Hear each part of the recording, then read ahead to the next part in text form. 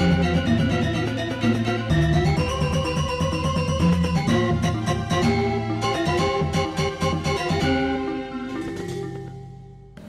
Swastiastu, pemirsa Bali TV.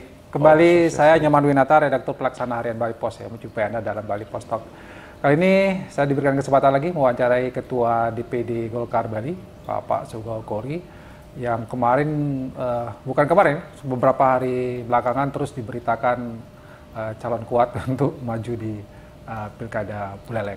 Tentu kita berkaitan dengan pilkada ini, bagaimana persiapan juga dan segala macam. Kita sapa dulu narasumber kita, Om Swastiastu, Pak Ketua. Swastiastu, Bu Nyoman. Ya, gimana kabarnya? Swastiastu. Sehat ya, Pak Ketua ya? Sehat. Ya, terima kasih sudah diterima lagi untuk wawancara dengan Pak Ketua. Di tengah kesibukan ya? Iya, saya juga terima kasih. Telah diwawancara lagi, ya, diskusi kita. Ya. Lebih banyak. Kalau dengan beliau ini banyak ilmu pengetahuannya. Pak Ketua, sekarang sibuk di Golkar apa ini? Persiapan untuk seluruh pilkada Bali ya? Ya, saya berproses di Buleleng. Pak Ketua di Buleleng ya?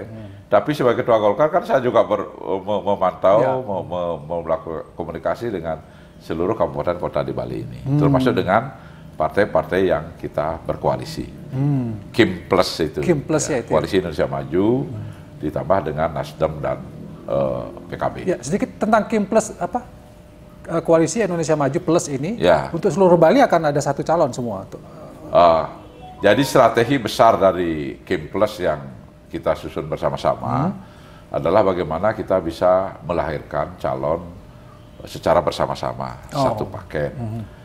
Sudah tentu masing-masing kita harus ada plus minusnya ya. Jadi siapa yang leading di sana, dia yang koordinasi dan sebagainya.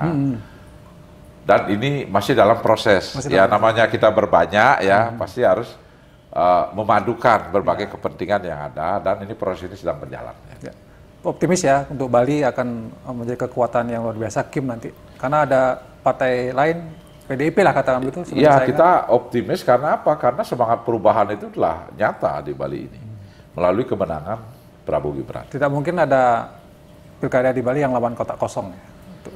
Ya sebenarnya kalau kita ingin membangun demokrasi yang sehat, yang maju, yang demokratis, sudah tentu masyarakat itu harus diberikan pilihan ya. Betul, betul.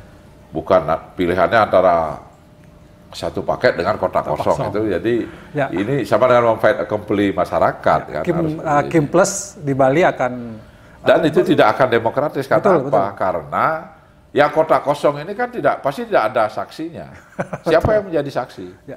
Dan itu tidak bagus buat demokrasi. Ya tidak bagus, karena kita ingin banyak tokoh-tokoh, kemudian banyak masyarakat. Sejauh mungkin kita upayakan, sejauh mungkin. Akan berjuang untuk itu ya Pak Ketua ya. Tapi semua kembali kepada situasi dan kondisi yang namanya politik juga Pak Ketua. Ya. Oke, kita mengajak ke Buleleng ini. Pak Ketua ini sedang sibuk juga di Buleleng ini. Ya.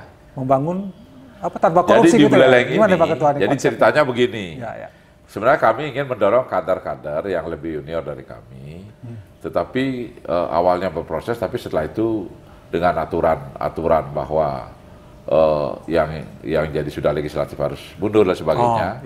Jadi motivasinya menjadi menurun, dan sampai sempat seolah-olah Golkar di Buleleng itu tidak punya calon.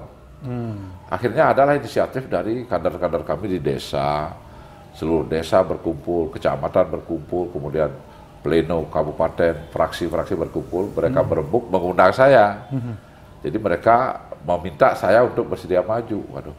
Jadi kalau saya perintah partai atau kader, saya selalu siap. Saya sudah puluhan tahun di Golkar ini ya.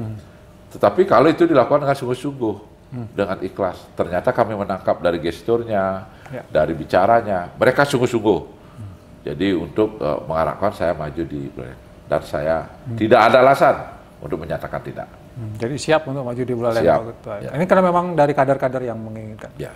Terus konsep yang Pak Ketua akan majukan, karena kan Buleleng ya memang di politiknya dinamis ya Pak Ketua ya. Tapi tentu harus ada konsep utama yang Pak Ketua harus ajukan di Buleleng agar bisa meraup suara yang... Jadi saya melihat bahwa Buleleng ini ada satu hal yang spesifik ya.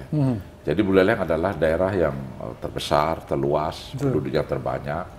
Kemudian secara historis banyak hal yang hebat dilakukan di Buleleng. perang saja itu perang Jaga-Raga itu adalah perang terbesar di Bali itu. Jadi melibatkan lebih 12.000 prajurit gitu. Kemudian juga Belanda juga korbannya sampai ratusan itu. Nah, begitu juga posisi Buleleng sebagai kekuatan ekonomi dulu, pusat ekspor, kemudian sebagai kekuatan tempat pendidikan, kota pendidikan, bahkan sempat sebagai ibu kota. Nah, ini adalah kebanggaan-kebanggaan yang memang secara pelan-pelan hilang di Buleleng ini dan menjadikan saat ini Buleleng sebagai daerah yang jauh tertinggal dibandingkan dengan kabupaten lainnya. Contohnya adalah indeks pembangunan manusia. Indeks pembangunan manusia ini angka gabungan antara tingkat kesejahteraan, tingkat pendidikan, tingkat kesempatan kerja. Itu Buleleng, itu sekarang kalau tahun 2010 itu peringkatnya nomor 4 ya, dibandingkan kabupaten kota lain. Tapi 2023 dicek di survei kembali melorot menjadi nomor 6. Nomor 6. Ya, di antara 9 kabupaten kota. Begitu juga kemiskinan. Ya. Kemiskinan dari 2010 peringkat 4 terbesar persentasenya. 2023 nomor 2 terbesar. Ya. Ini artinya ada sesuatu yang perlu diperbaiki. Dan kelihatannya masyarakat menghendaki itu. Apa indikatornya? Keinginan adanya perubahan yang segera.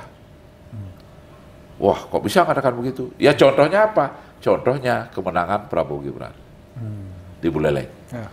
Jadi kemenangan besar Prabowo Gibran di Buleleng ini mengindikasikan masyarakat Buleleng menghendaki perubahan secara politik di Buleleng.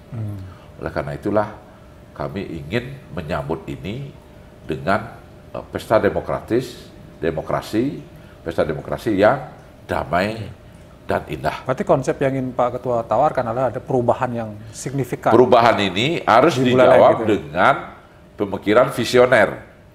Jadi, oleh karena itu saya mengetengahkan di sini adalah Nyoman Sugawkori komit kalau mendapat kepercayaan dari pemerintah, dari masyarakat melalui pilkada serentak ini, kami komit untuk membangun dan melayani masyarakat Buleleng tanpa korupsi.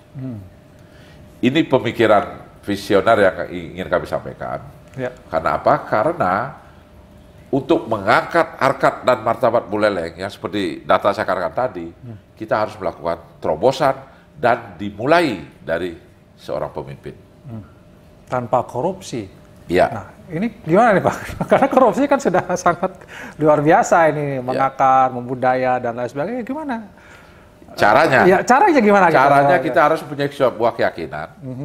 Kalau saya berkeyakinan bahwa ikan itu busuk dari kepalanya. Oh, betul. Ya. Jadi kepalanya dulu busuk, kemudian akan merembet ke seluruhnya. Ya. Oleh karena demikian, mari kita jaga kebersihan dari kepala ini. Kepala itu siapa kalau di kabupaten? Bupati, wakil bupati. Jadi dialah yang harus terlebih dahulu bersih. Mempunyai komitmen untuk bersih, untuk bebas dari korupsi. Nah, apa benar? Nah, masalah Buleleng pasti bertanya, saja tuh ya, pasti begitu kan. Oleh karena demikian, maka saya memberanikan diri dengan keyakinan memasang tagline itu. Untuk apa? Itu untuk menjadi jejak digital kami. Kalau misalnya masyarakat memilih saya, nanti kalau saya ternyata ingkar terhadap ini, itu bisa dipakai sebagai salah satu bukti. Jadi ikan ini busuk dari kepalanya, bupati harus bersih terlebih dahulu, dan wakil bupati, dan sapu yang bersih itulah baru bisa membersihkan halaman. Oleh karena demikian, itu yang pertama. Ya. Yang kedua, membangun Buleleng ini, salah satu cara yang harus dilakukan adalah mendorong peningkatan investasi. Mendorong peningkatan investasi. Karena apa? Karena melalui investasi inilah akan timbul kesempatan kerja. Dari kesempatan kerja meningkat ini akan menumbuhkan daya beli, konsumsi, begitu juga pendapatan daerah. Oleh karena demikian, kami ingin nanti, kalau kita ingin menarik investasi, maka kita harus mengenalkan pusat-pusat investasi agar menarik bagi para investor. Pusat-pusat investasi itu kami menjadi 3 besar. Pertama adalah pembangunan Bandara Bali Utara.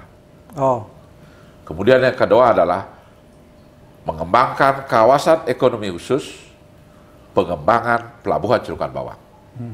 itu kan bawah. Kemudian yang ketiga adalah mendorong pembangunan dan pengembangan industri pengolahan sektor pertanian dan industri kreatif. Oke. Karena apa? Karena faktanya di Buleleng ini hampir 34% masyarakat masih tergantung di sektor pertanian. Sektor pertanian ini akan bisa terangkat kalau harga produknya naik, harga produknya itu naik, ongkos produksinya harus kita bantu tekan lebih murah, harga naik kalau pasar terbuka. Oleh karena itu kita harus ciptakan pasar, salah satunya adalah industri pengolahan. Oke. Saya terkait dengan Bandara Bali Utara. Berarti kalau Pak Ketua nanti jadi Bupati akan pasti bisa mewujudkan itu. Karena kita kan sudah cukup sering mendengar nih, tarik ulur wacananya, dan segala macam. Seberapa optimis Pak Ketua ini bisa betul-betul Bali, jadinya hanya jadi komoditas politik, ada yang mengatakan gitu. Gimana, kami juga tidak mengendaki itu hanya jadi komoditas politik. Saya lanjutkan lagi, 3 titik. Kalau lampu, kalau kita ingin mendatangkan dedalu itu ya lampu, itu kalau anggaplah investasi itu adalah dedalu ya, kita harus nyalakan lampu. Dan ini akan bisa terwujud kalau ada 2 hal mendasar. Satu, kita harus memberi kepercayaan dan keyakinan kepada para investor bahwa proses yang dia alami nanti di Buleleng itu adalah proses yang bersih, tanpa pungli, tanpa pungutan. Itu satu. Yang kedua, ini bisa terwujud apabila bupati, wakil bupati terpilih oleh masyarakat linear dengan presiden dan wakil presiden terpilih. Karena apa? Karena hal besar ini tidak bisa dilaksanakan tanpa dukungan dari presiden dan wakil presiden, termasuk bandara tadi. Bandara tadi ya. Kalau sekarang presidennya kan dari Kim ya juga. Iya, Prabowo Gibran. Prabowo Gibran ya. Ya. Dengan demikian kalau itu linear dengan Singaraja, Buleleng maksudnya, Ya. itu akan kemungkinan akan terwujud. Iya, akan terwujud. Karena beliau kan sudah komitmen dalam beberapa kunjungan Pak Gibran waktu kampanye, termasuk Pak Prabowo. Jadi tinggal, makanya kami bersyukur untuk Bandara Bali Utara ini. Sebenarnya kan sempat ada penolakan oleh salah satu pimpinan partai. Kemudian juga sempat ada upaya untuk merubah Perda RT RWP, Rencana Tata Ruang Wilayah Provinsi, dengan menghilangkan posisi Bandara Bali di Bali Utara. Dan saya sebagai pimpinan DPR melihat itu, dan saya memang tidak setuju kalau itu dihilangkan atau wacana Bali Utara itu dibatalkan. Maka kami kawal betul di dalam revisi Perda RT RWP yang dulunya hilang. Sekarang sudah masuk lagi. Masuk. Saya memang berdebat keras di sana. Sehingga masuk dalam pasal 23. Saya ingat betul itu. Sehingga dari segi regulasi sudah terbackup. Nah, kemudian nanti ini akan sangat kita harapkan dukungan dari Prabowo Gibran. Dan memang kalau kita bicara tentang pariwisata atau ekonomi pariwisata, pariwisata itu yang menjadi titik jenuh wisatawan apa? Ya, di samping masalah kebersihan, keamanan, kemudian juga pelayanan. Salah satunya adalah kemacetan. Kemacetan yang begitu parah itu akan menjadi promosi negatif di luar. Nah, inilah yang harus kita uraikan. Nah, mengatasi kemacetan di selatan ini, salah satunya adalah dengan cara membangun satu bandara lagi. Karena apa, kapasitas bandara yang di Ngurah Rai ini kan informasinya 25 juta, sekarang sudah mendekati 20 juta. Nanti kalau semakin parah, ini justru akan terganggu pariwisata kita. Di samping juga kita memerlukan adanya penyebaran, adanya keseimbangan pembangunan. Dan Buleleng itu berbatasan dengan sekian kabupaten, Pak.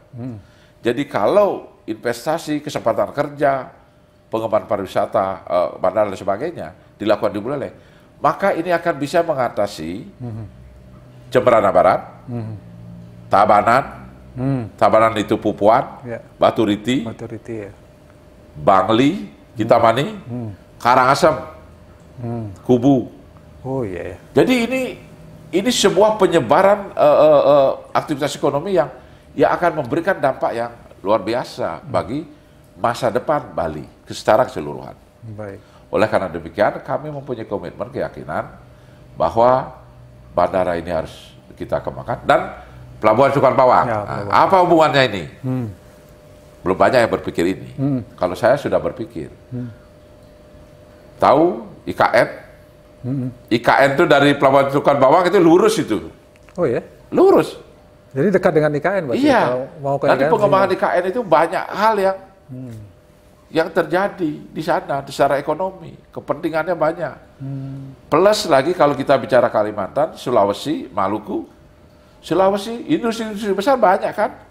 Pupuk, kemudian tambang, dan sebagainya. Jadi ini perlu kita siapkan kawasan yang memang backup ini. Oke. Termasuk juga, maka di sana harus dikembangkan sebagai pelabuhan barang, pelabuhan penumpang, kapal pesiar, bahkan juga untuk pariwisata yang lain. Kapal pesiar juga ya? Iya, jadi sehingga dengan demikian, maka tidak numpuk di selatan. Selatan sudah terlalu padat. Baik.